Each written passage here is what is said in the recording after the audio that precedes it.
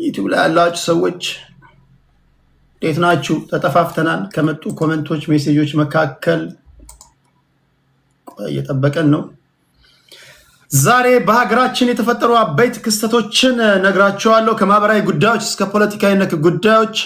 ቲክቶክ ላይ ያላችሁ እንዴት ናችሁ? ቲክቶክ ላይ አብዛኛው ሰው እንደምታውቁት ያው አብዛኛው ሰው ከአንድ ቤት ወደ አንድ ቤት ስክሮል እያደረገ ይሄዳል። አንዳንዱ ከአንዳንድ ቤት ሲቦለክ ነው የሚመጣው። አንዳንዱ ለቲክቶክ አዲስ ነው፣ እኔን አያውቀኝም። አንዳንዱ ልክ ስገባ ኦቴዲ መጣ ብሎ የሚመጣ ታማኝ አድማጮቼ ናቸው። አብዛኞቹ ታማኝ አድማጮቼ ናቸው። ልዩ ልዩ አይነት ሰው ነው ያለው። የሚሰብክ አለ፣ ሰባኪዎች አሉ፣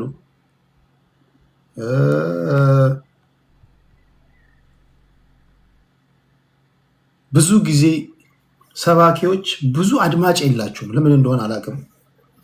ሃይማኖታዊ ነክ ጉዳዮች ሲኖሩ ብቻ ነው ይሄ ህዝብ ሃይማኖቱ ትዝ የሚለው። አይታችሁ ከሆነ ልክ ሃይማኖታዊ ነገር ዲቤት ምናምን ሲኖር ሁሉም ሃይማኖቱን ትዝ ይለዋል፣ ከዛ ይረሳል። ከዛ ሃይማኖቱን የሚመለከት ነገር ሲመጣ ሁሉም ሃይማኖታዊ ይሆናል፣ ሃይማኖተኛ ይሆናል ምናምን፣ ደርሶ ለሃይማኖቱ ታጋይ ምናምን ይሆናል። ከዛ ይረሳሉ፣ ከዛ ያስታውሳሉ። ጥቂት ናቸው በመርህ የሚንቀሳቀሱ። አብዛኛው እኔ ፊት ለፊት የምናገር ልጅ እንደምታውቁት አብዛኛው ሰውን መሸወድ የለመደ ህዝብ ነው። አብዛኛው ሰውን ማታለል የለመደ ህዝብ ስለሆነ እግዚአብሔርንም እንደዛ የሚያታልል ይመስለዋል። በነገራችን ላይ የኛ ህዝብ ታውቃላችኋል፣ የኛ ህዝብ ሰውን እያታለልን የኖርን ሰዎች ስለሆነ እግዚአብሔርም እንደዛ የሚሸወድ ይመስለናል።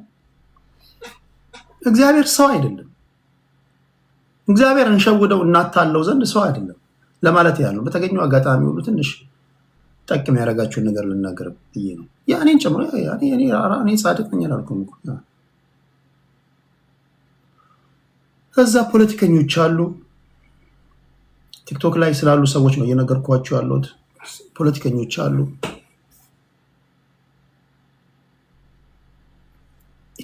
የኢትዮጵያ ፖለቲከኞችን አተኩሬ ባዩዋቸው ቁጥር ሁልጊዜ ያሳዝኑኛል። በተለይ የብሔር ፖለቲከኞች ያሳዝኑኛል፣ ያናዱኛል። የሚያሳዝኑኝ ለምንድን ነው? እነሱ ስለ ራሳቸው የሚሰማቸው ስሜትና ሰው ፈንጠር ብሎ የሚያያቸው ሰው የሚሰማቸው ስሜት የሰማይና የምድር ልዩነት አለ። እነዚህ ብሔርተኞች ራሳቸውን የሚቆጥሩት እንደ ነፃ አውጪ ነው።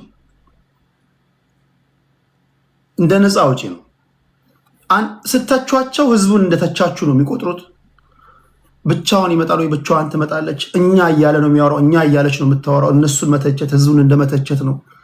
አንድ ሆነው ብዙ ሆነው እንደሆኑ ነው የሚያስቡት።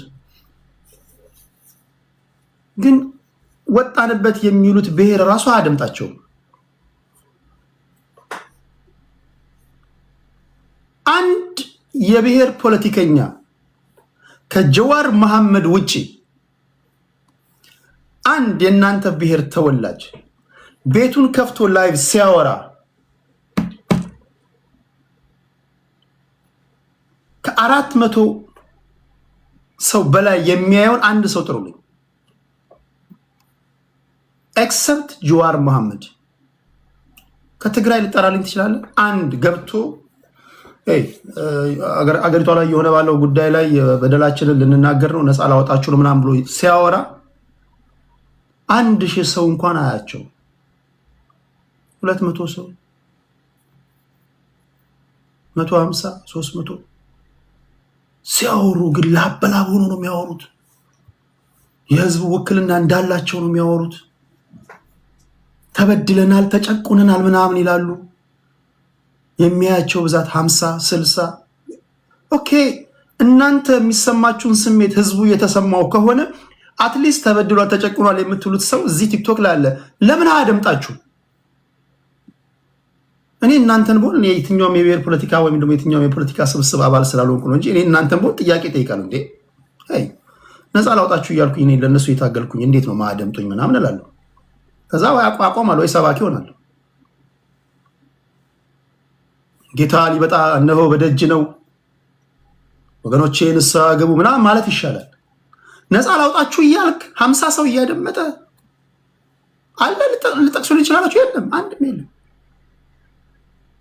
አለ ከአማራ አለ አንድ ጥቀስልኝ። አንድ ቤትን ከፍተህ ስታወራ ከ200 ሰው በላይ የሚያደምጣል። አንድ የለም። ከጉራጌ፣ ከስልጤ፣ ከትግራይ ይሄ ምን ይነግራችኋል? እኔ መላምት ስጥ ካላችሁኝ እኔ የሚነግረኝ ነገር አንደኛ ሐሳባችሁን የምታስቀምጡበት መንገድ ህዝቡ ሰልችቶታል። ሞጣ ኮሜዲያን እያዝናና ምናምን ሳታየር ምናምን ፖለቲካ ምናምን ስለሚሰራ ነው። እያንዳንዱ ፖለቲከኛ አመት ሄዶ አመት በመጣ ቁጥር ሪፎርሜሽን እኮ ያስፈልጋቸዋል አይደል?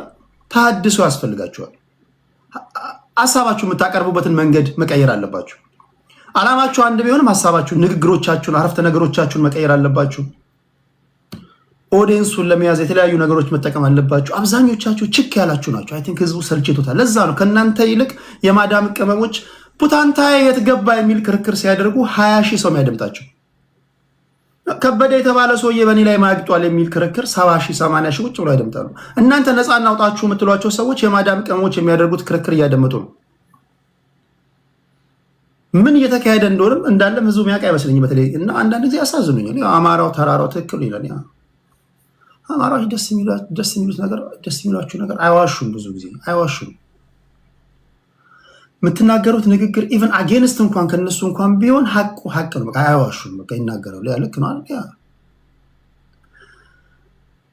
ደላሎችም እዚህ ቲክቶክ ላይ ያሉ የተለያዩ አይነት ልዩ ልዩ ሰዎች አሉ ለማለት ያህል ነው። ክብራትና ክብራን አይ ዶንት ኖ በምን አይነት ሙያ ውስጥ እንዳላችሁ አላውቅም። ይልዬ ሰላም ነሽ ወይ?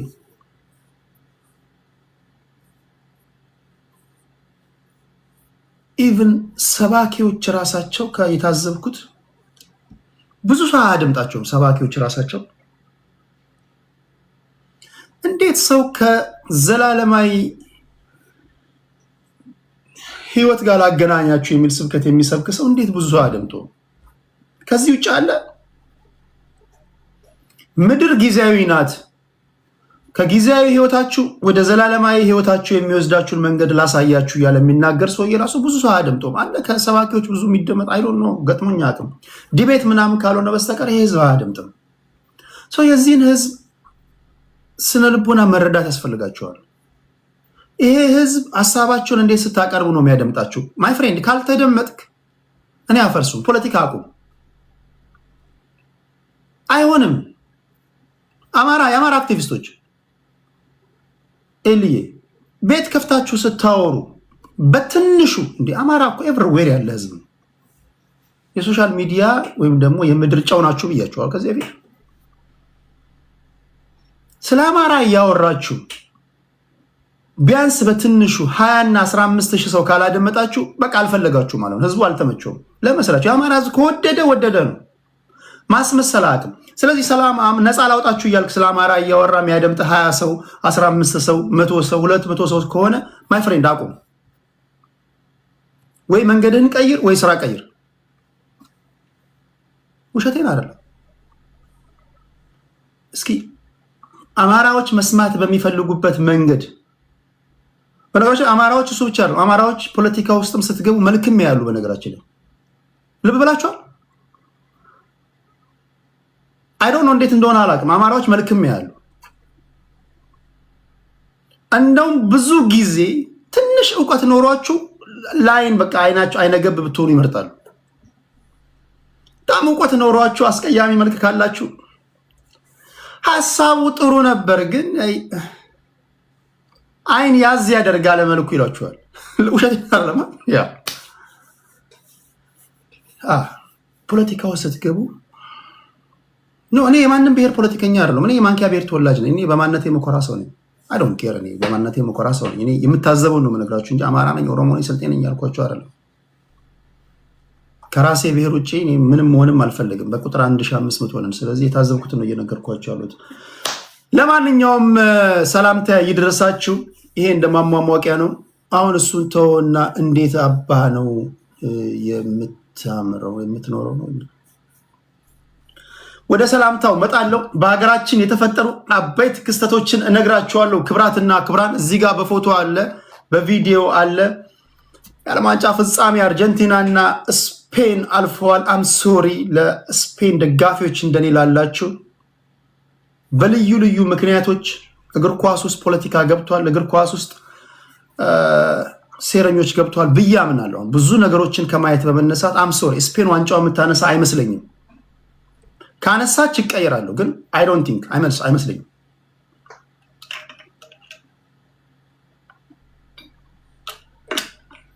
ይሄን የስፔን ብሔራዊ ቡድን ሲከላከሉ ጠንካሮች ናቸው። ወጥ የሆነ አቋም ነው ያላቸው። አይመስለኝም ስፔን አርጀንቲናን አሸንፋ ዋንጫ ታነሳለች የሚለው ግምቴ በልዩ ልዩ ሴራዊ ትንታኔዎችና በማያቸው በምሰማቸው እኔም ራሴ ከገባኝ ይሆናል ብዬ በማስበው አይመስለኝም። ስፔን እንድታነሳ ስፔን አታነሳም የምለው ስፔን አቅም አጥቷት ወይም ደግሞ ከአርጀንቲና ያነሰ ስኳድ ስላላቸው ሳይሆን በልዩ ልዩ ምክንያቶች ነው። እሱን ወደ በኋላ እነግራችኋለሁ። ለማንኛውም ዋና ዋና ነገሮችን ልንገራችሁ። በሀገራችን እግር ኳስን ተመልክቶ አንድ ዜና፣ አሳዛኝ ዜና ወጥቷል። እግር ኳስ በሀገራችን አሁንም ከመንጋ አስተሳሰብ ሊለይ አልቻለም። እጅግ አሳዛኝ ክስተት ተፈጥሯል በኢትዮጵያ እግር ኳስ ውስጥ። እንደነገርኳችሁ እግር ኳስ ውስጥ ሰላማዊ ፉክክር እንዲኖር፣ እግር ኳሳችን ይበልጥ እንዲያድግ መንግስትን ጨምሮ የሚመለከታቸው አካላት ልዩ ልዩ ትኩረት ማድረግ አለባቸው።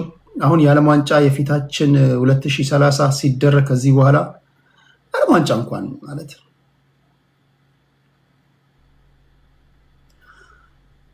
እግር ኳስ አሁን ሄዶን ነው። እንዴት እናንተ እንዴት እያያችሁ እንደሆነ አላውቅም። በሴራ የተሞላ ሆኗል። ነገር ግን በ2030 64 የዓለም ሀገራት ይሳተፋሉ። ለአፍሪካ የሚሰጠው ኮታ ይጨምራል ተብሎ ነው የሚታሰበው። ቢያንስ ሞሮኮ፣ ስፔን እና ፖርቹጋል በሚያዘጋጁት የዓለም ዋንጫ እንዲሁም 2 የላቲን አሜሪካ ሀገራት፣ የሳውዝ አሜሪካ ሀገራት ይሳተፋሉ ተብሎ ነው የሚጠበቀው። 5 ይሆናሉ የሚል ግምት አለ። ለጊዜው 3 ሀገሮች ናቸው የሚያስተናግዱት። ቢያንስ 64 ሀገሮች የሚሳተፉ ከሆነ አትሊስት ፕሊዝ 64 ሀገሮች በሚሳተፉበት የዓለም ዋንጫ ላይ መሳተፍ አለብን ቢያንስ።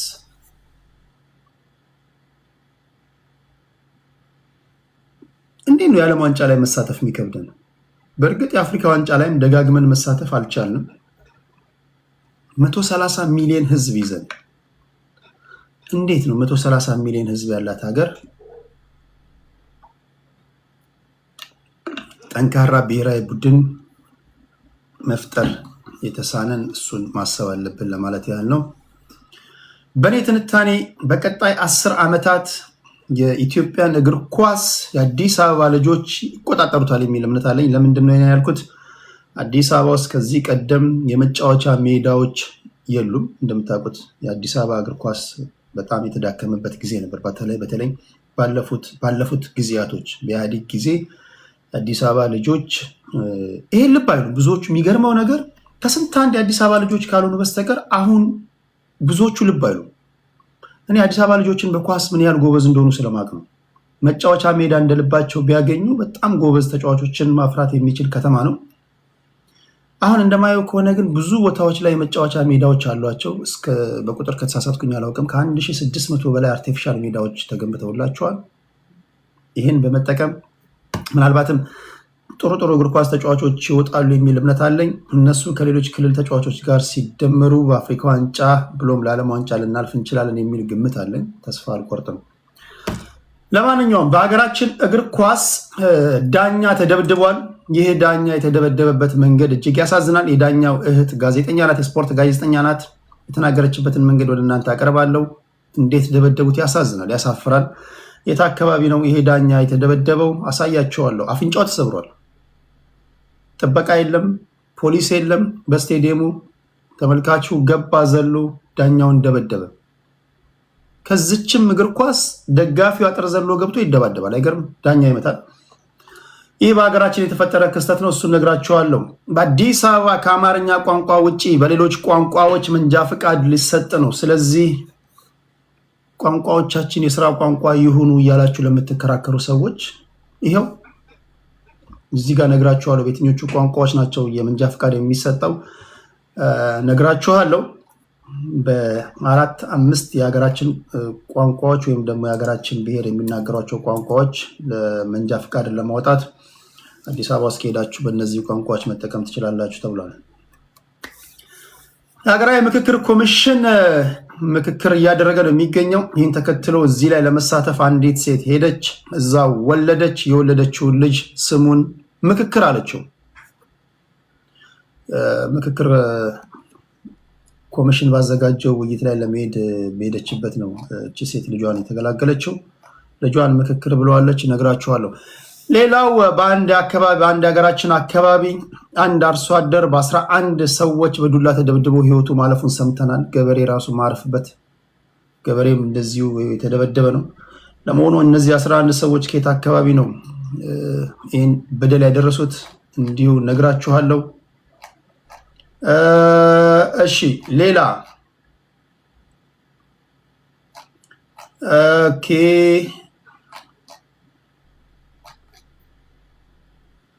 ወደ ፖለቲካው ነክ ጉዳዮች ከመምጣታችን በፊት መኪና ያላችሁ ሰዎች በተለይ የሲኖትራክ ሹፌሮች አሁን አይ ቲንክ የኑሮ ውድነቱ ይሁን ዓለም ሊጠፋ ተቃርቧል የሚለውን ዜና ሰምተው ይሁን አይታወቅም፣ ሲኖትራኩን እየነዱ ሩቅ ቦታ በመሄድ እየሸጡ ነው የተባለ ነው። ከዚህ ጋር በተያያዘ ለስራ የተሰጣቸውን ሲኖትራክ ሊሸጡ እየተደራደረው የነበሩ ሹፌሮች እጅ ከፍንጅ ተይዘዋል። እነሱ ነግራቸዋለሁ።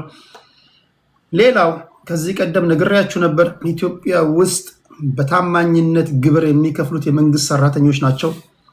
እነዚህ የመንግስት ሰራተኞች ግብር በታማኝነት የሚከፍሉት ደግሞ ያው የሚያገኙት ገንዘብ እዛው በመንግስት ስለሚቆረጥባቸው ነው።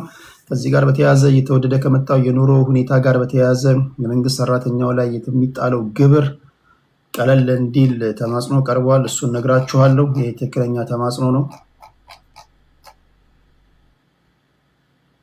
በኢትዮጵያ የንባብ ባህል እያሽቆለቆለ መጥቷል የሚለው ዜና እንደዚሁ በዋዛ የሚነገር አይደለም። እጅግ አስደንጋጭ በሆነ ሁኔታ ነው እያሽቆለቆለ የመጣው። ለማመን ይከብዳቸዋል። ከዚህ ቀደም በሀገራችን ይታተሙ የነበሩ መጽሐፍቶችና አሁን የሚታተሙ መጽሐፎች ቁጥር እጅግ ያስደነግጣል። ሰው አያነብም። ሰው በእኔ ግምት ሰው ማያነብበት ምክንያት አንደኛ ዘመኑ የሶሻል ሚዲያ ዘመን ስለሆነ ነው። ሁሉም ነገር በቃ ሶሻል ሚዲያ ላይ አለ። ሁሉም ነገር ላይፍ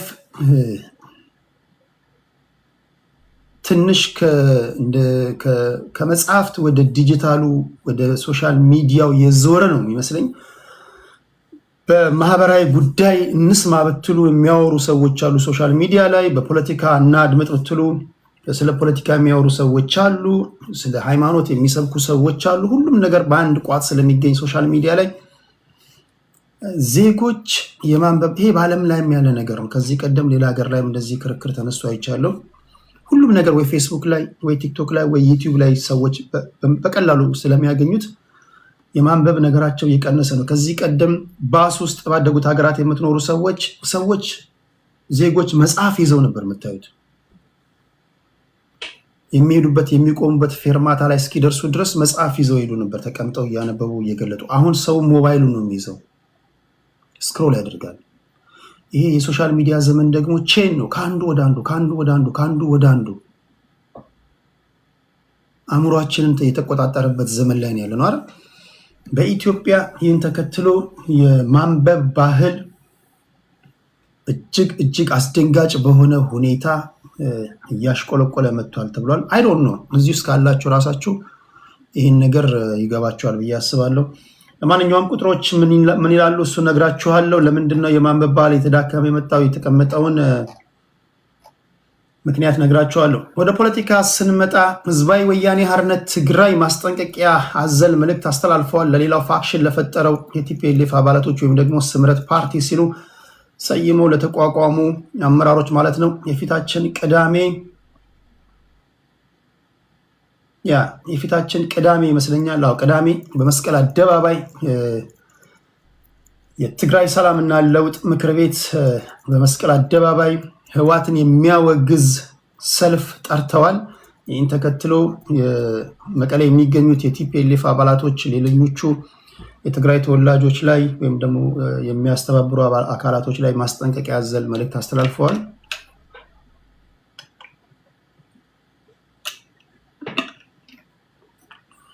ፕሮፌሰር ሕዝቅኤል ጋቢሳን የዛሬ 4 ወር ኢንተርቪው አድርጋቸው ካነሳውላቸው ጥያቄ አንዱ ቲፒኤልኤፍ ራሳቸው ባመኑት ከተፈጠረን ጀምሮ በታሪካችን አይተነው የማናውቀው አደጋ ውስጥ ገብተናል ብለዋል። ይህን ይቀበላሉ ስላቸው ነው ብለውኝ ነበር። በነገራችን ላይ ቲፒኤልኤፍ እንደዚህ ዘመን አጣብቂኝ ውስጥ የገባበት ጊዜ የለም። ከ1967 ጀምሮ ከተመሰረቱበት ጊዜ ጀምሮ እንደዚህ ዘመን አጣብቂኝ ውስጥ የገቡበት ጊዜ የለም። ለምንድነው ነግራቸዋለሁ። ልቤ ያሳየኝ ነግራቸዋለሁ። ቲፒኤልኤፍ ለምንድነው መከራ ውስጥ የገባው? ብሔራቸውን መሰረት አድርገው የሚመሰረቱ ወይም ደግሞ የሚቋቋሙ ድርጅቶች ጠንካራ የሚሆኑት እነሱን የሚቃወም ከነሱ ብሔር ውጭ ያለ የሌላ ብሔር ተወላጅ ካለ ነው። ልብ በሉ። ብሔርተኞች ጠንካራ የሚሆኑት ከነሱ በተቃራኒው እነሱን የሚቃወም ሌላ ብሔርተኛ ድርጅት ወይም ሌላ ስብስብ ካለ ነው። ብሔርተኞችን ለማሽመድመድ ቀላሉ ፎርሙላ በውስጣቸው ክፍፍል መፍጠር ነው፣ ወይም ደግሞ በተቃራኒ ሆነ ለነሱ ምላሽ አለመስጠት ነው። ምን ለማለት ፈልጌ ነው? ብሔርተኞች ድንጋይ የሚወረውሩበትና የሚመልስላቸው አካል ካለ ከኮንክሪት የጠነከረ ጠንካራ ይሆናሉ። የሚያመሃኙትን ካሳጣቸው፣ ዝም ካልካቸው የጎንዮሽ ይጀምራሉ። ለምሳሌ የኦሮሞ ብሔርተኞች ወይም ደግሞ በኦሮሞ ብሔር ፍሬም አበጅተው ፖለቲካ የሚሰሩ ፓርቲዎች ካሉ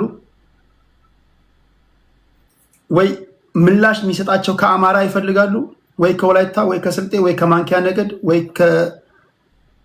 ከገዢው ፓርቲ ይፈልጋሉ።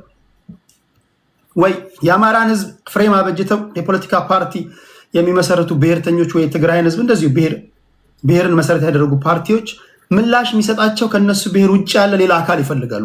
ያ የሌለ ሰዓት ወይም ያንን ምንጭ ካደረክባቸው ነጋቲ ቡላ እግራቸው ቄጤማ ነው የሚሆነው። መቆም አይችሉም። በጎን ይጀምራሉ። በጎን ሲጀምሩ ደግሞ እንደነሱ አዝናኝ የለም። ብሔርተኞች የጎንዮሽ ፍትጊያ ሲያደርጉ እኔ እንደነሱ የሚያዝናናኝ የለም። ሪቫይዝ ያደርጋሉ። አንተ ከኛ ወገን ነህ እንዴ ይባባላሉ። ሲጀመር አንተ የኛ ብሔር ነህ ምናምን የጎንዮሽ ይጀምራሉ፣ ወይ ወደ ጎጥ ይወርዳሉ። ሲጀመር አንተኛ ብሔር ውስጥ የገባ የሌላ ብሔር ተወላጅ አግብታ አይደለህ እንዴ ሚስትን መፍታት አለብህ ምናምን ቤተሰብ ውስጥ ይገባሉ። ልበላላችሁ እንደዚህ ነገር ብሔርተኞች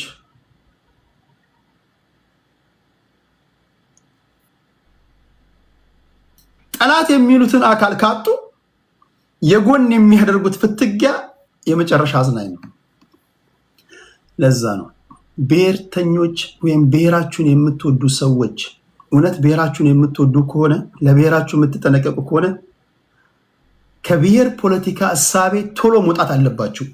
ብሔራችሁን የምትወዱ ሰዎች የብሔር ፖለቲካ እንዲጠናከር የምትፈልጉ ከሆነ ለብሔራችሁ ቁጥር 1 ጠላቶች እናንተ ናችሁ። ምክንያቱም የብሔር ፖለቲካ እናንተን ሳያጠፋ እንደ ብሔር ታግለህ የምታስመልሰው ጥያቄ እንኳን ለምሳሌ የመጨረሻ ኢንድ ሪዘልት እንደ ሀገር መሆን ከሆነ ሀገር ስትሆን በውስጥ ያሉ ጎሳዎች ብሔር ይሆኑብሃል። ጥያቄ ክልል መሆን ከሆነ በውስጥ ያሉ ጎሳዎች ወይም ደግሞ ሌሎች ጎጦች የዞንነት ጥያቄ ያነሱብሃል።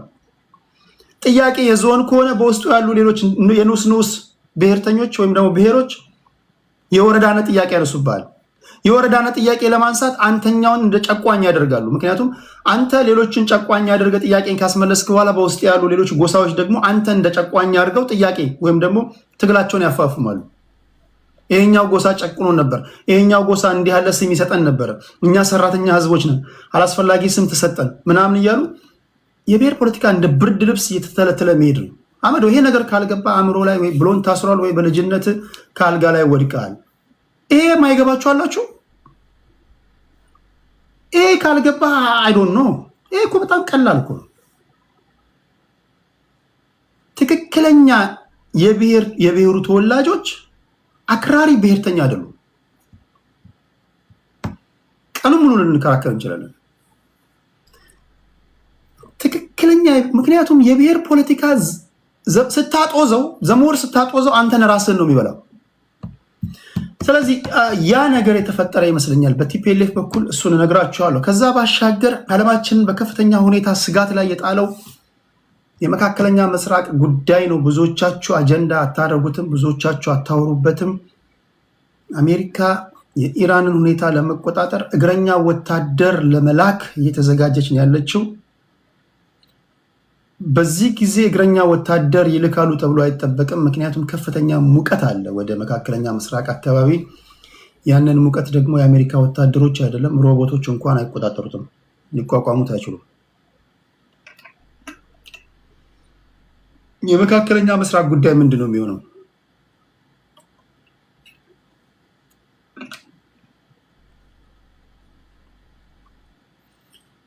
የመካከለኛ ምስራቅ ጉዳይ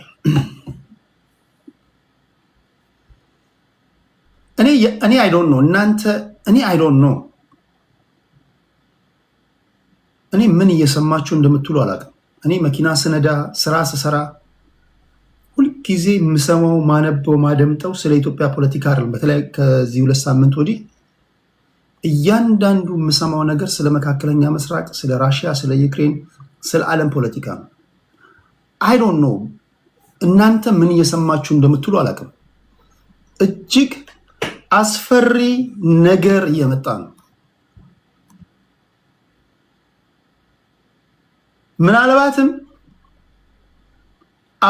ሚሊዮን ህዝቦችን ሊቀጥፍ የሚችል ነገር እየመጣ ነው።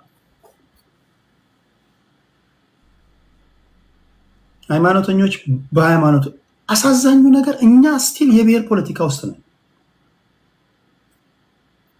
እኔ አፈርሱ የብሔር ፖለቲካ ውስጥ ያለ በመስታወት ላይ ቁምና እኔ ማሳፍር ሰው ነኝ ብል መስታወት ላይ ቁምና ራስን እያየ ስቲል አንደርስታንድ ኮዝ አላችሁ ምናምናም። አሁን ግን ስለ ብሔር ለማሰብ ስለ ጎሳ ለማሰብ መጀመሪያ በህይወት መኖር አለብን አይደል?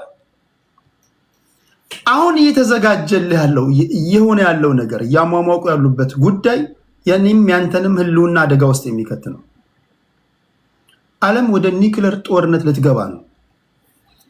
ይሄ ዜና ደስ የሚያሰኛቸው ሰዎች አሉ።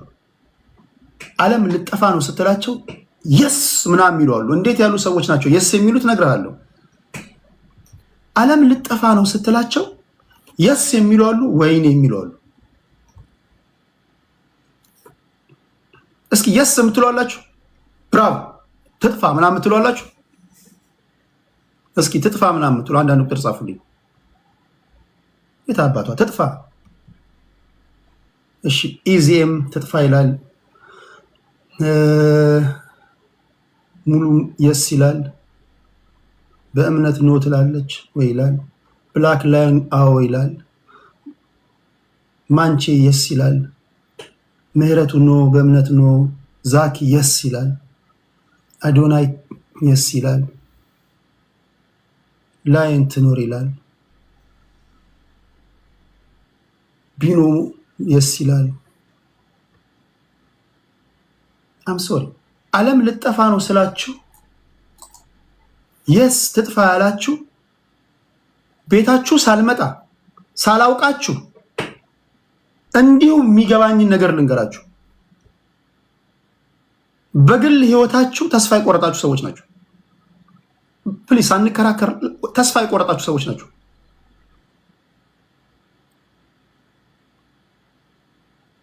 ያ በግል ህይወታቸው ተስፋ የቆረጣችሁ ሰዎች ናቸው። በቃ ተስፋ ቆርጣችኋል። ኖ ብሔር ስለተበደለ አይደለም። ምን አታታሉ። ብሔሬ ስለተበደለ አትበል ነው። በግል ህይወት አልተሳካልህም፣ ተስፋ ቆርጠሃል። ያቸው በግል ህይወታቸው ትንሽ ተስፋ ሰጪ እንቅስቃሴ ውስጥ ያሉ ሰዎች ስጋት ውስጥ ናቸው። ትንሽዬ ነገ ኖርለታለሁ የሚል ዓላማ ያላቸው ሰዎች ወይ ቢዝነስ እየሰሩ ያሉ ሰዎች ወይ ቢዝነስ ለመስራት ፕላን እያደረጉ ያሉ ሰዎች ወይም ደግሞ ልጅ ያላቸው ሰዎች ልጆቻቸውን ወግ ማድረግ ምናምን ለማየት ልጆቻቸውን ለማሳደግ ትንሽ ዓላማ ያላቸው ሰዎች ስጋት ውስጥ ናቸው ነው ይላል። ተስፋ ያጡ ሰዎች አብዛኞቹ በግል ህይወታቸው ተስፋ ያጡ ሰዎች እኛ ሀገር ፖለቲካ ውስጥ አሉ፣ እኛ ሀገር ብሔር ውስጥ አሉ። እንዴት ዓለም ልጠፋ ነው ስል የስ ትላለህ። ምክንያቱም ምንም የሚቀርብህ ነገር የለም፣ ምንም የሚቀርበት ነገር የለም። ተስፋ ቆርጧል ሰው። ለማንኛውም ግን የዓለም ነባራዊ ሁኔታ እጅግ አሳዛኝ ወደሆነ ምዕራፍ የተሸጋገረ ነው። ይሄ ጦርነት ነው። እኔ ተስፋ አለኝ ማይ ፍሬንድ፣ እኔ ተስፋ አለኝ። እኔ ተስፋ የቆረጥኩ ሰው አይደለሁ። ተስፋ ያጣው ሰው በሆንማ ንግግሬ እንደዛ አይሆንም። በህይወቴ ተስፋ የቆረጥኩ ሰው በሆን አንደኛ ተሳዳቢ ነው መሆኑ፣ ባለጌ ነው መሆኑ፣ ቁረጠው ፍለጠው የሚሉ ሰዎችን ነው እዚህ ጋር ማከማት ምለው አይደለ? እንደዛ ነበር የምታዩብኝ እኮ። ይብዛ የሚነስም ትንሽዬ ተስፋ አለኝ ብዬ አስባለሁ። ተስፋ አልቆረጥኩም እንጂ ንግግሬ እንደዛ አይሆንም ነበር። ወይ ሃይማኖት ስሳደብ ታየኛለህ፣ ወይ ብሔሮችን ስሳደብ ታየኛለህ፣ ወይ እዚህ ጋር መጥቼ ጋጥ ወጥ ምናምን ሰውን ታየኛለህ ምናምን። በቃ ምንም የሚቀርብኝ ነገር የለማ። እሺ ለማንኛውም የመካከለኛ ምስራቅ ጦርነት ወደ አስፈሪ ነገር እየተሸጋገረ ነው። የራሽያ እና የዩክሬን ጦርነት እንደምታውቁት ምዕራባውያን ከዩክሬን ጋር በመሆን ራሽያን እየተፈታተኑ ነው የሚገኙት። የራሽያ ባለስልጣናቶች በተደጋጋሚ ጊዜ ማስጠንቀቂያ እየሰጡ ነው። በዓለም ፖለቲካ ውስጥ እኔ የራሽያኖችን ያህል ትዕግስተኛ እኔ እስካሁን አላየሁም። ነገሮች ወደ ኒውክለር ጦርነት የሚሄዱ ከሆነ ጋይስ ይሄ አሁን ያለንበት ዘመን እንደ ሀገር የምናስብበት ነው። ቢቻል እንደ ምስራቅ አፍሪካ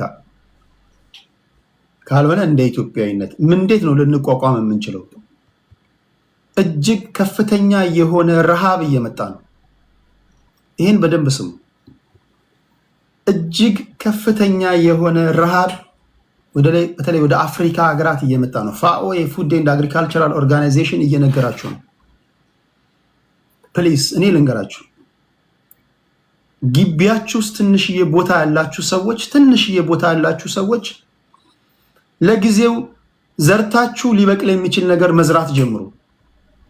እየተቀደድኩ አይደለም፣ ዝም ብዬ ቅዠት አይደለም የምነግራችሁ፣ እውነት ነው የምነግራችሁ። የምትሰሙ ካላችሁ ሰምታችሁ ተግባራዊ የምታደርጉ ብዙ አድማጮች እንዳላችሁ ያውቃሉ። ለእናንተ ነው የምናገረው። እጅግ አስፈሪ የሆነ ይህን ስናገር ይኸው ስምንተኛ ወሬ ነው። ጦርነቱ ከተጀመረ ጀምሮ ቶኒ አልተቀየረም እስካሁን። አሁንም እላችኋለሁ እጅግ አስፈሪ ረሃብ እየመጣ ነው። ረሃብ የሚመጣበት ምክንያት ደግሞ ይሄ ማዳበሪያ የሚተላለፍበት መንገድ ኦልሞስት እየተዘጋ ነው በጦርነቱ ምክንያት። ሰው ነዳጅ ላይ ብቻ ትኩረት ስለሚያደርግ ነው እንጂ የማዳበሪያ ጉዳይ እጅግ አስጊ ነው። ፋኦ ይህንን ተናግሯል፣ አሳስቧል። በዚህ ደግሞ በዋነኛነት የሚጎዱት በማደግ ላይ ያሉ ሀገራት ላይ ወይም ደግሞ የአፍሪካ ሀገሮች ናቸው። ፕሊስ ፕሊስ ፕሊስ አረት ሄድሻ አካበድክ ይላል ይኸውልህ እዚህ ጋር።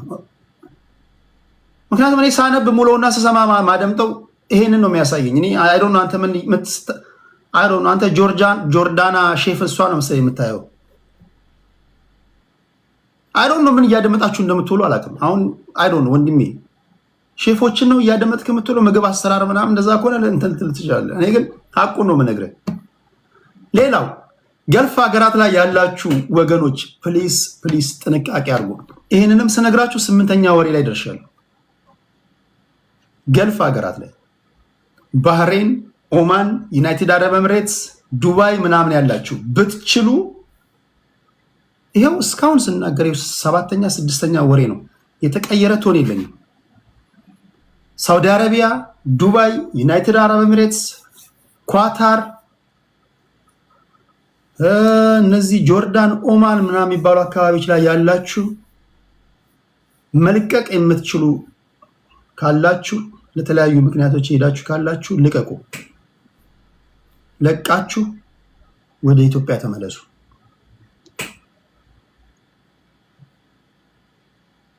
አገር መኖሩ ጥቅሙ እዚህ ጋር ነው።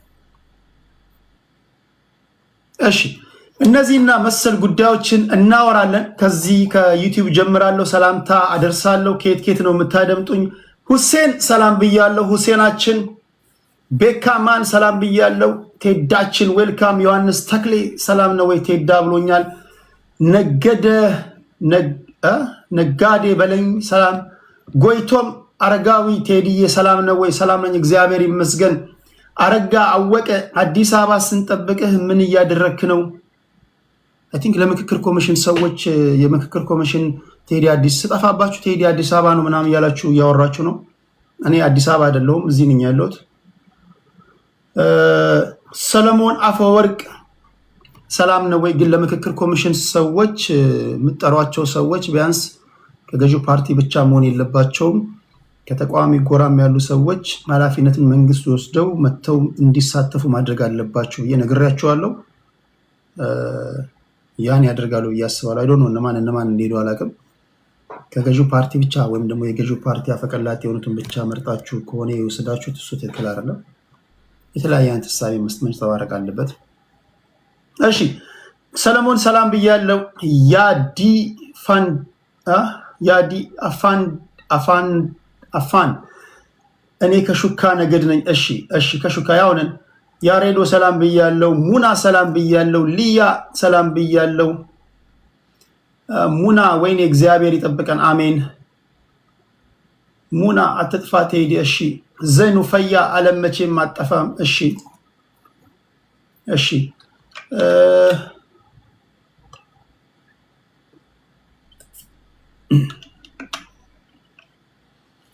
ያዲ ሌላውን ትተህ ዓለም ስትጠፋ የምትወደው ሰው የምትቆረቆርለት ማህበረሰብ አብሮ እንደሚጠፋ እያወቅ እንዴት ትጥፋ ትላለህ? የስ ዘይኑ ሚሊዮን ይርስ የኖረች ዓለም ዛሬ አትጠፋም።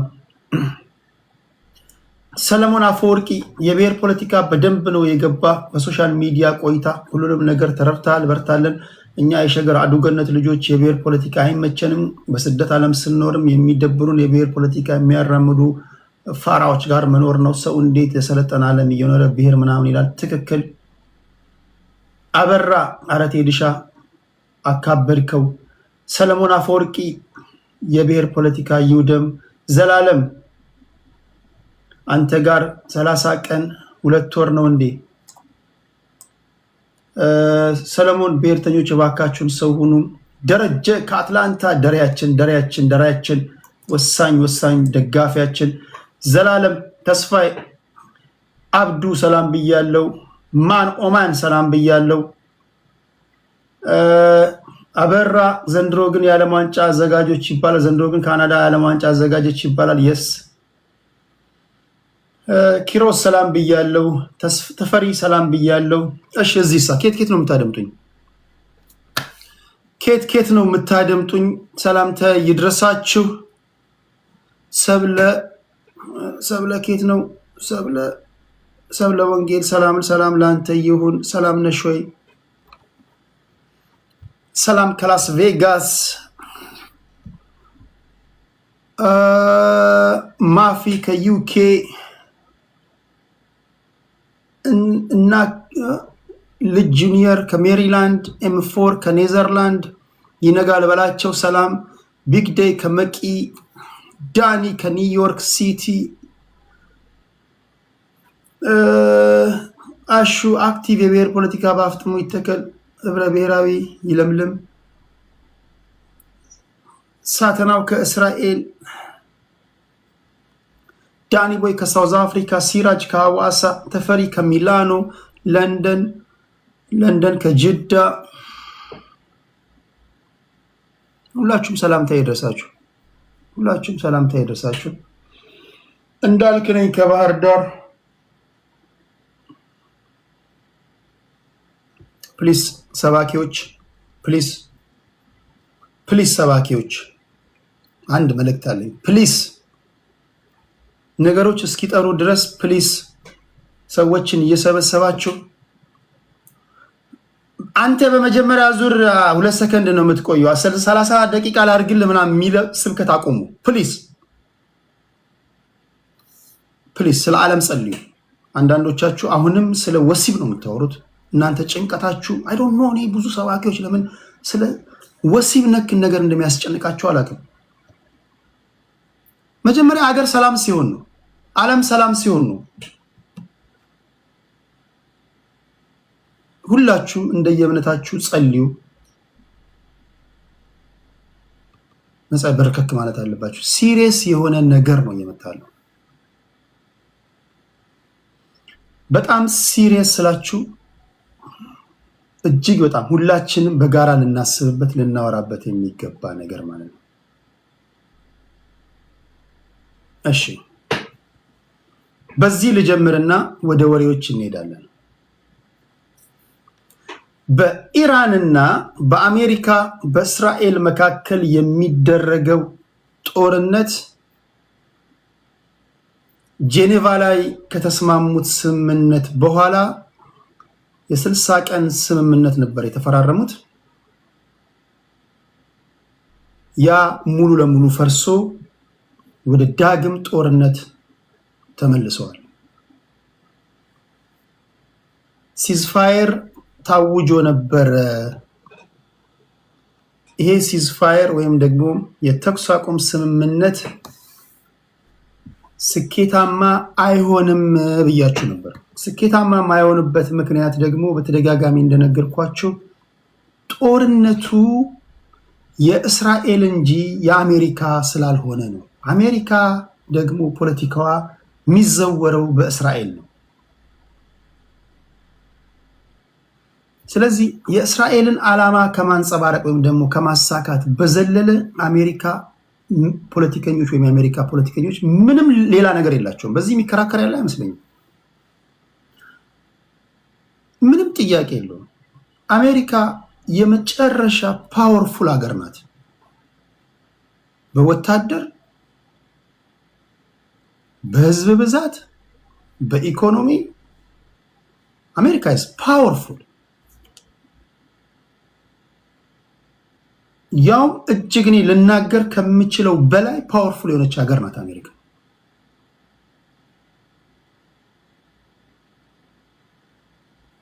አሁንም እጅግ ለመናገር በሚከብደኝ ደረጃ ደግሞ እቺ ፓወርፉል ሀገር ፖለቲካዋ የሚዘወረው ኒው ጀርሲን በምታክል ሀገር ነው። የአሜሪካ ፖለቲከኞች ሪፐብሊካንን ብሏቸው ዲሞክራቶች ሙሰኞች ናቸው።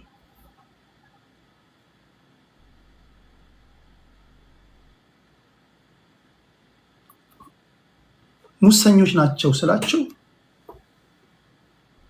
ወደ ስልጣን ሲመጡ ወደ ስልጣን እንዲመጡ ጥርጊያውን ላመቻቹላቸው፣ ገንዘብ ለሰጧቸው፣ ሚዲያ ለሰጧቸው ሰዎች ድምፅ የሚሆኑ ናቸው።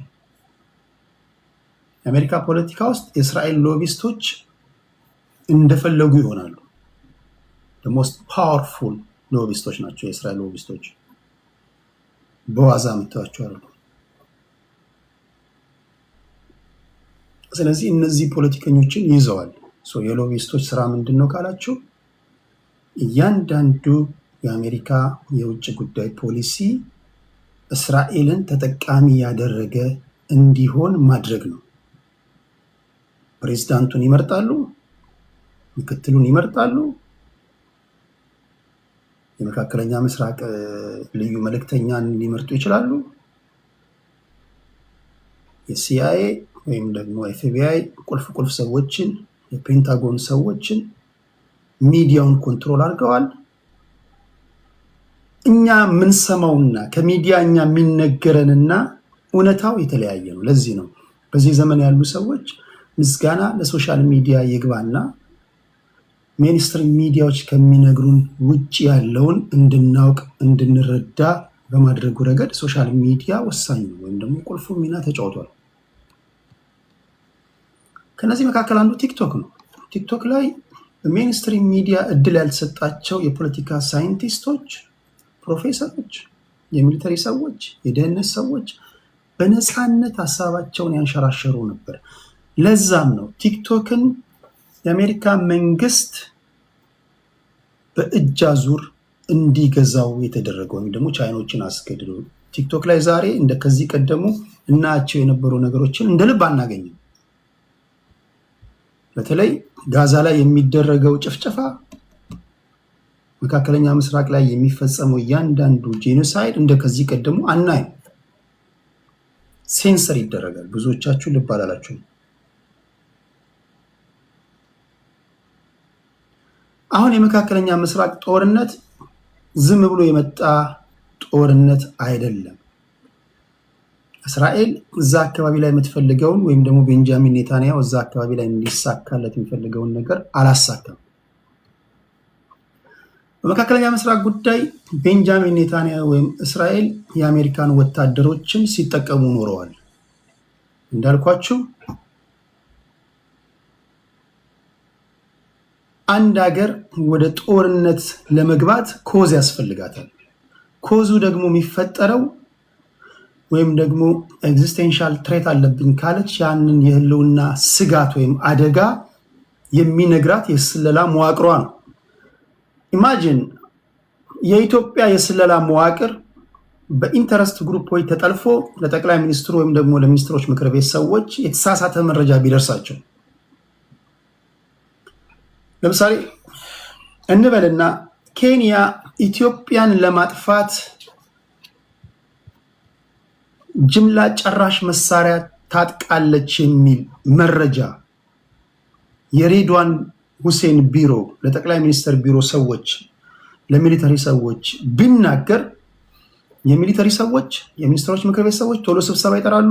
ምን እናድርግ፣ እንዴት እናድርግ፣ የህልውና አደጋ አለው ገብተናል፣ ከዛሬ ነገ ሳንቀደም እንቅደም ብለው ወደ ጦርነት ይገባሉ ማለት ነው። የምናገረው ንግግር በደንብ ይገባቸዋል ብዬ አስባለሁ። በመካከለኛ ምስራቅ ጉዳይ የአሜሪካ ሃርድ ላይ ያሉት ወይም ደግሞ የአሜሪካ ፕሬዝዳንቶች እና የዋይት ሃውስ ሰዎች ሁልጊዜ ከሲአይኤ የሚደርሳቸው መረጃ በመካከለኛ ምስራቅ ጉዳይ ላይ የተሳሳተ ነው። ሆን ተብሎ ዲዛይን የተደረገ ሆን ተብሎ እንዲነገራቸው ተደርጎ ማለት ነው። የሲአይኤ ሰዎች ላይ ኢንፊልትሬት አድርገው የገቡ ኢንተረስት ግሩፖች አሉ። ለምሳሌ ሳዳም ሁሴን ጅምላ ጨራሽ መሳሪያ ታጥቋል፣ ከዛሬ ነገ ወደ አሜሪካ ተኩሶ ያጠፋናል የሚል መረጃ ከደረሳቸው የዋይት ሃውስ ሰዎች ሪያክት ያደርጋሉ። እንደተነገራቸውም እንደሰሙትም ወደ ዘመቻ ሳዳም ሁሴን አደረጉ። ሳዳም ሁሴን ላይ ገቡ። ኢራቅን እንደምታቋት አደረጓት። ምንም ነገር የለም። ሰውየው ጅምላ ጨራሽ መሳሪያ የለውም፣ ምንም የለውም።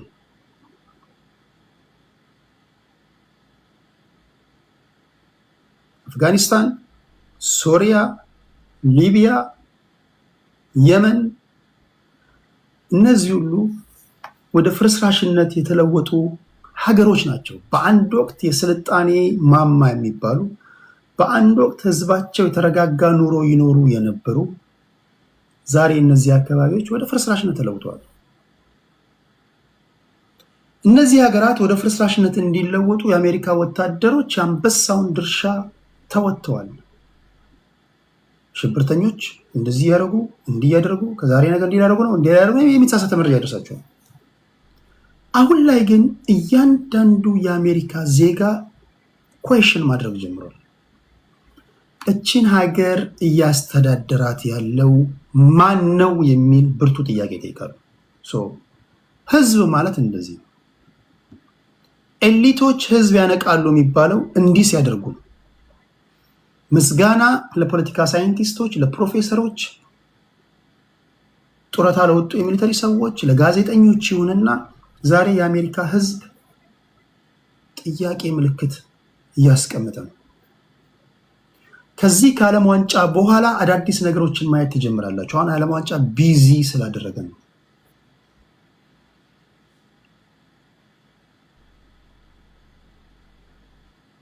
የመካከለኛ በመካከለኛ ምስራቅ ጉዳይ ላይ አሜሪካ የምትወስዳቸው እያንዳንዱ እርምጃዎች አንዱም የአሜሪካንን ኢንተረስት ያስጠበቀ እንዳልሆነ የአሜሪካ ሕዝብ አብዛኛው ያምናል። እንደውም አጌንስት ከኛ ኢንተረስት ውጭ የሚደረግ ጦርነት ነው ይላሉ። የኢራቅ ጦርነት ቀደም ሲል የዘረዘርኳችሁ በሙሉ ማለት ነው። 20 ዓመት የአሜሪካ ወታደሮች ነው እዚህ ጋር እያዩዋችሁ ማላወራው እዚህ ጋር ዩቲዩብ ላይ ስላለውኝ ነው። ቴዲ ወደዚህ እያየ አውራ ይሉኛል። እዚህ ጋር ሰዎች እያዩኝ ነው። እናንተን በቆረጣ ሳያችሁ እናንተን በሙሉ አይኔ ለማየት ፈልጌ ሳይሆን እዚህ ጋር ፊት ለፊቴ ላይ ስክሪን ስላለ ነው። ደግሞ ይበቃል። ዋናው ድምጼ ነው የምትፈልጉት እንጂ በቆረጣ አዩዋችሁ በሙሉ አዩዋችሁ ነው። ዋናው ድምጼ አይቆራረጥም። እሺ በተደጋጋሚ እንዳወራ ነው የመካከለኛ ምስራቅ ጦርነት አንዳንድ የፖለቲካ ተንታኞች በተደጋጋሚ ሲናገሩ እንደምትሰሙት ታላቋ እስራኤልን የመገንባት ነው። ኖ አይደለም የሚል ተከራካሪ ካለ ፖለቲከኛ ካለ የሚናገርበትን ወይ የሚከራከርበትን መንገድ ለማድመጥ ዝግጁ ነኝ እኔ በግሌ ለመማር ማለት ነው። እኔ በገባኝ በተረዳሁት ባነበብኩት በኔ መጃጃል አለኝ እዚህ ጋር መጃጃል ብሎ ኮሜንት ቴዲ የጄጂቫል ነው እንዲያለው አንዳንድ ጊዜ እያወራኝ ዝም ብዬ አይኔ የሆነ ኮሜንት ላይ ያነብና በነግሬ ማል ከዛ ኮሜንት ውስጥ ቀላቅላለሁ። አምሶሪ በኔ መረዳት ታላቋ እስራኤልን ለመገንባት ነው። ታላቋ እስራኤል እንዴት ነው የምትገነባው? የኢንፎርሜሽን ቴክኖሎጂ ላይ ሙያ ያላቸው ናቸው። ህንድ በዓለማችን ላይ ከፍተኛ የሆነ ህዝቦቿን በአይቲ ዙሪያ ላይ እንዲሰማሩ ወይም ደግሞ በተለያዩ የስራ መስክ ላይ እንዲሰማሩ በዓለም ዙሪያ ላይ ታሰማራለች ወይም ደግሞ ሀገራቸውን ለቀው ይወጣሉ።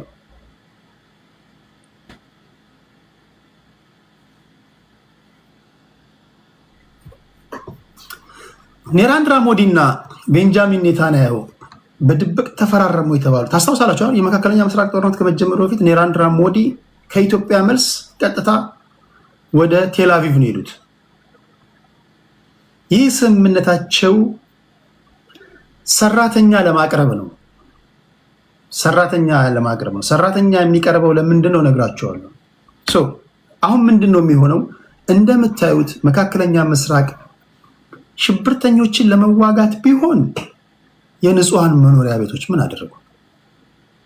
የህፃናት ትምህርት ቤት ምን አደረገ? ድልድይ ምን አደረገ? ትምህርት ቤት ምን አደረገ? መንግስት ምን አደረገ? መንገድ ምን አደረገ? ፈቅደላችሁ አካባቢውን በአካል ሄዳችሁ ብትመለከቱ ግን ማመን ይከብዳችኋል።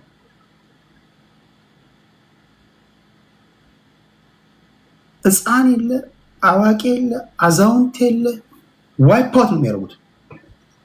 አካባቢውን ወደ ፍርስራሽነት ነው የተለወጠ ያለው። ልክ ነው፣ ልክ አይደለም። የተቆራረጠም ቢሆን ቪዲዮ ካያችሁ አፍጋኒስታንን ያያለ፣ ሶሪያን ያያለ፣ አሁን ሊባኖስን ያያለ፣ የመንን እንደምታውቁት ነው።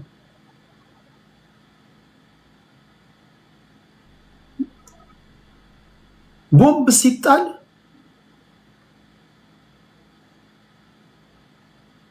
ወዴት ነው የሚጣለው? ስለዚህ አካባቢውን የማጽዳት ዘመቻ ነው። ይሄ አካባቢውን ደግሞ የማጽዳት ዘመቻ የአሜሪካ ወታደሮችን በመጠቀም ነው።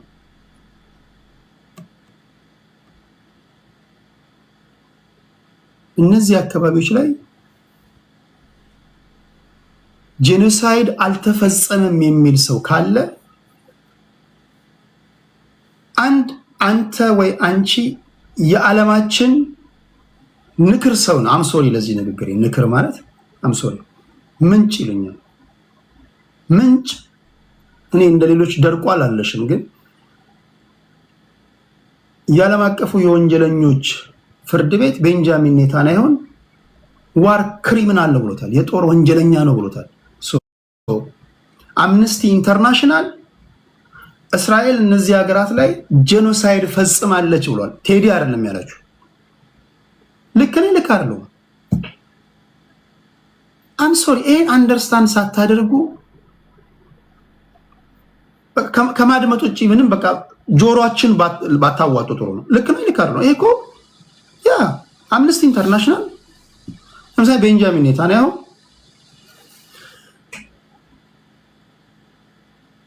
የጦር ወንጀለኛ ነው ተብሎ የእስር ማዘዣ የወጣበት ነው። ቴዲ አይደለም የወጣበት።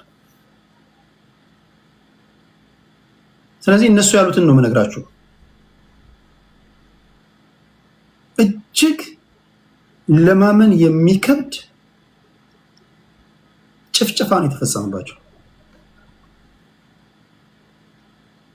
አም ሶሪ ይህን ማውገዝ ይህንን ትክክል ነው ብሎ የሚቀበል አእምሮ ካላችሁ አይ ዶንት ኖ እንዴት አይ ዶንት ኖ። እነሱ ብቻ አይደሉም፣ ኢቭን እስራኤላውያን ራሱ ይህንን እያወገዙ ነው። በቁጥር ቀላል የማይባሉ እስራኤላውያን ራሳቸው ያወግዛሉ፣ በጣም ያወግዛሉ።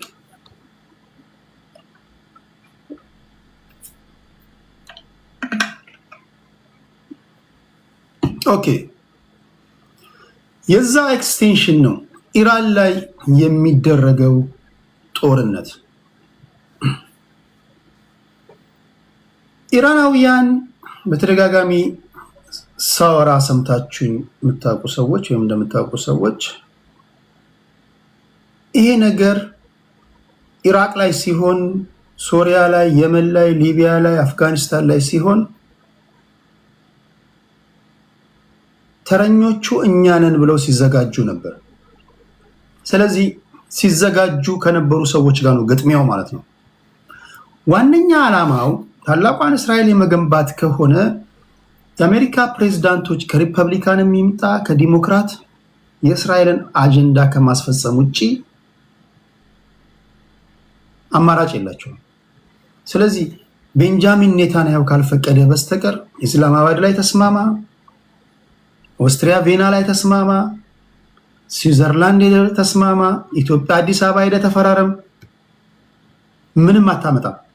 እዚህ ውስጥ አለ የአሜሪካ ፕሬዝዳንት ተወካይ አለ፣ እዚህ ውስጥ ተወካይ ዛሬ በተሰጠኝ ስልጣን ስነግርህ ማለት ነው፣ ቃል ሳወጣብህ ማለት ነው አለ ተወካይ አለ። የዋይት ሃውስ ሰው አይ ቲንክ ይርታቸው ነበር እዚህ ሶሻል ሚዲያ ላይ የዋይት ሃውስ ተወካይ ሌላ አለ። ፖለቲከኞችን ቆይ ሳመጣ ይርታቸው ይመጣል። ሌላ አለ። ኦኬ አሉ። ይሄን አድርሱልኝ። ጁፒተር ላይ ወጥተህ ተፈራረም፣ አዲስ አበባ ሄደህ ተፈራረም።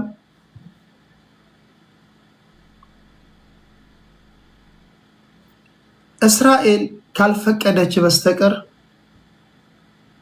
ዶናልድ ትራምፕም ሆንክ ጆ ባይደን፣ ባራክ ሁሴን ኦባማም ሆነ ጆርጅ ደብሊው ቡሽ ምንም አታመጣም። አይ ቲንክ ግልጽ ነው ንግሪያ፣ ምንም አታመጣም። ቬሪ ስማርት ቤንጃሚን ኔታንያሁ ማለት በነገራችን ላይ ሂዝ ቬሪ ስማርት። ቅድም ኒው ጀርሲን የምታክል ሀገር ያልኳቸው የ350 ሚሊዮን ህዝብ ዓለም ግዙፏ ሀገር፣ ቅድም ግዙፍ ናት አሜሪካ፣ ምንም ጥያቄ የለውም። አንብልበብል በጣም ግዙፍ ፓወርፉል ሀገር ነው። እችን ሀገር እንደፈለገች የራሷን ኢንተረስት በማስጠበቅ ረገድ ቤንጃሚን ኔታንያሁ ካልፈቀደለ ንቅንቅ አትልም። ንቅንቅ የምትል ከሆንክ ንቅንቅ ያለበትን መንገድ ንገረኝና እኔ ይቅርታ አልጠይቅም።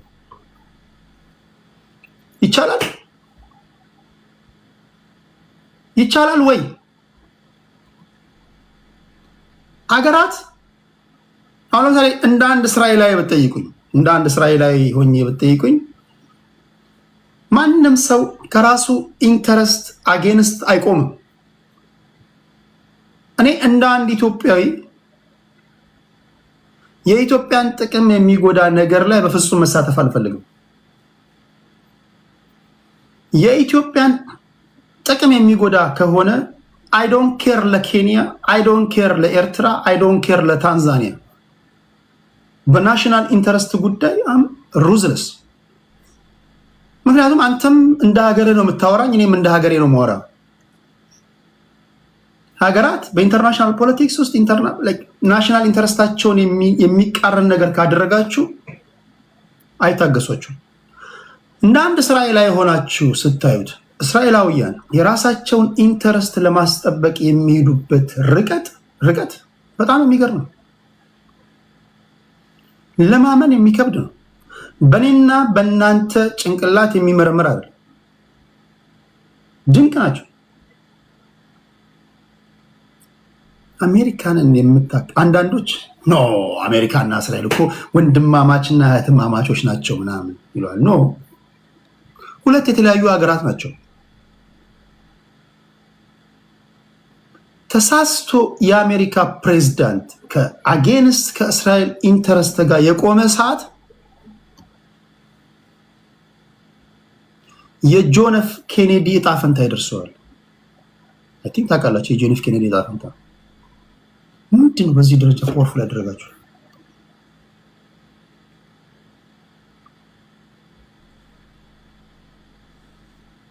ከኔ ጋር የነበራችሁ ታስታውሳላችሁ።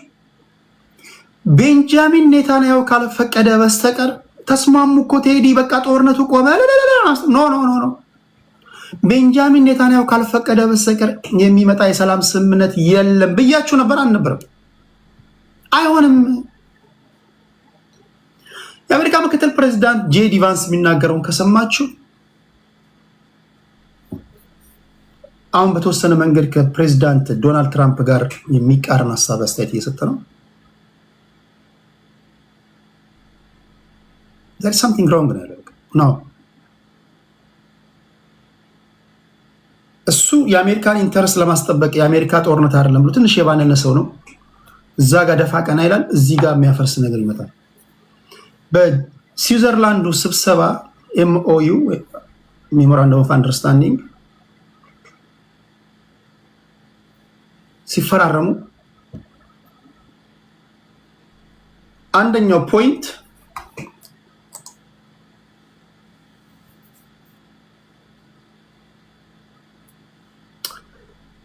ተርሚኔሽን ኦፍ ዋር ነው።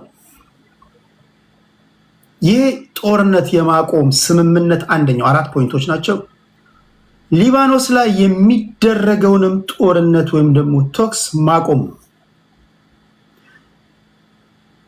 እዚህ ጋር ሊፈራረሙ ያለ እስራኤል ከዚህ ቀደም አድርጋው ከማታቀው በላይ ሊባኖስን መደብደብ ጀመረች። which is against MOU ማለት ነው። ኢራናውያንና አሜሪካውያን ሊባኖስ ላይ የሚደረገው ጦርነት ወይም ደግሞ ጥቃት መቆም አለበት ብለው እየተነጋገሩ እየተፈራረሙ እያለ we don't care ላይ አሜሪካ ማድረገች እስራኤል ማድረገ ማንም ማድረገ ሊባኖስ ላይ የሚደረገው ጥቃት ራሱ መቆም አለበት ብለው ተስማምተው እያለ እስራኤል ኃይል ጨምራ ሊባኖስን ወደ ፍርስራሽነት ትለውጣለች። ፕሬዝዳንት ዶናልድ ትራምፕ አረበ መድኃኒዓለም ቤንጃሚን ኔታንያሁ በእናትህ እንዴት ነው ከሱ አጌንስት የሆነ ነገር ለቭላዲሚር ፑቲን ማትመለስ፣ ለቻይና ማትመለስ፣ የዓለም ሀያሏ ሀገር እንዴት ነው እስራኤል የምታደርገውን ጥቃት በሙሉ አረፍተ ነገር እንኳን ሳይት አትችልም? ኔታንያሁ ሲመጣ ማለት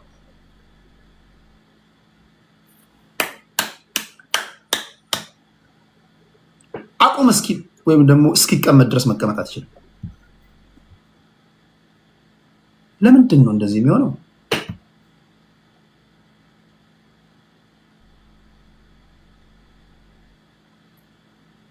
ወደ ፓኪስታን ኢስላማባድ ለስምምነት ለድርድር ሲሄዱ ጄዲ ቫንስ አለ ምክትል ፕሬዝዳንቱ፣ የመካከለኛ ምስራቅ ልዩ መልእክተኛ ስቲቭ ውድኮቭ አለ። ኢዝ ሪል ስቴት ኤጀንት ባይዞ ምንም ስለ ፖለቲካ የሚያውቀው ነገር የለም። ጄረድ ክሪሽነር የሚባል አለ፣ የዶናልድ ትራምፕ የሴት ልጁ ባል ነው። ሶስቱ ናቸው የሄዱት። ማንኛውም የሰው ዘር መስማት ያለበት አሁን የዓለም ያለበት ነባራዊ ሁኔታ ይሄ ነው። አንድ ጤነኛ አእምሮ ያለው ሰው እንዴት ነው ቆይ ቤንጃሚን ኔታንያሁ